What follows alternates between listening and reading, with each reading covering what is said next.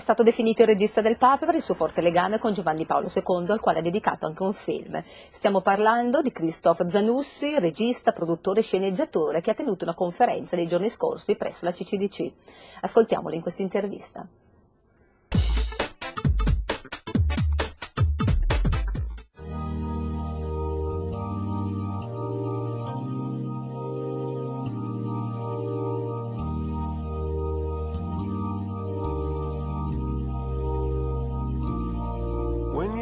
Ci troviamo qui stasera nell'auditorium di Via della Pace numero 10 per parlare con Christophe Zanussi del suo libro appena uscito, Tempo di morire, ricordi, riflessioni e aneddoti. Quali sono i temi principali trattati nel suo libro e perché ha sentito l'esigenza di scrivere questo libro di ricordi e di aneddoti? L'esigenza si sente quando si invecchia e in più quando la storia ci dà una spinta. E noi in Polonia e in Europa centrale ci siamo liberati del comunismo dopo 40 anni di questa ideologia, tutta sbagliata, tutta nociva. Allora abbiamo voluto tutti noi di riprendere la vita nella libertà, la vita nuova. E per questo il titolo è molto ottimista, Tempo di morire, però tempo di morire, come diceva il santo Paolo Apostolo, di far dimenticare, far morire l'uomo vecchio per far nascere l'uomo nuovo. E così avevo questa spinta di scrivere le cose e dimenticare, dire bene, questo capitolo finito, adesso faccio la vita diversa. Infatti da 20 anni ho una vita tutta diversa, perché vivo nella Polonia libera, nella Polonia che si sviluppa, nella Polonia piena dei contrasti, dei conflitti, però una Polonia con una speranza, una Polonia con una dinamica. E questo grazie al cambiamento del sistema, senza dubbio.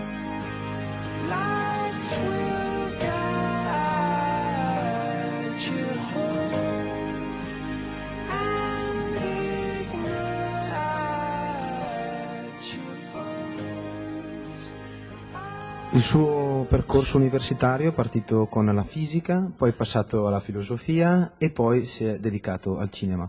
Quanto sono connessi queste tre tematiche e quanto, possono essere connesse anche con la religione, che è una tematica che è presente in modo forte nella sua filmografia? Non c'è un conflitto naturale tra la scienza e la religione. Io non lo sento mai in questo ambiente. Conosco molti fisici che sono agnostici, però tutti hanno grande rispetto. Tutto è un mistero e questo collega la scienza e l'arte, perché l'arte parla anche del mistero. Se l'arte non parla del mistero, del misterioso, non è un'arte profonda.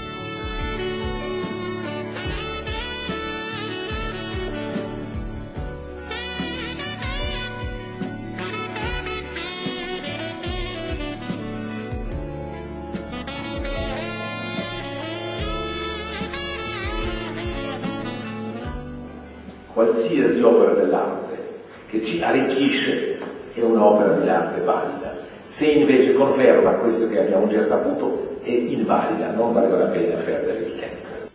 Che consiglio si sente di dare a un giovane regista che affronta questa sfida di poter emergere in un mercato così difficile come quello oggi del cinema? C'è un consiglio in particolare che si sente di dare? Tutti i consigli sono un po' inutili perché la sorte di ogni artista è un po' differente e deve essere differente, però mantenere l'integrità è una cosa sostanziale. Qualsiasi compromesso che distrugge l'integrità distrugge l'uomo e distrugge l'artista. Siamo costretti di essere integri, se no non siamo buoni come artisti. E questo nel calcolo, anche nel calcolo cinico, deve essere preso in considerazione. L'integrità. Dire, pensare, sentire lo stesso, non farsi spaccare in pezzi, che accade a molti.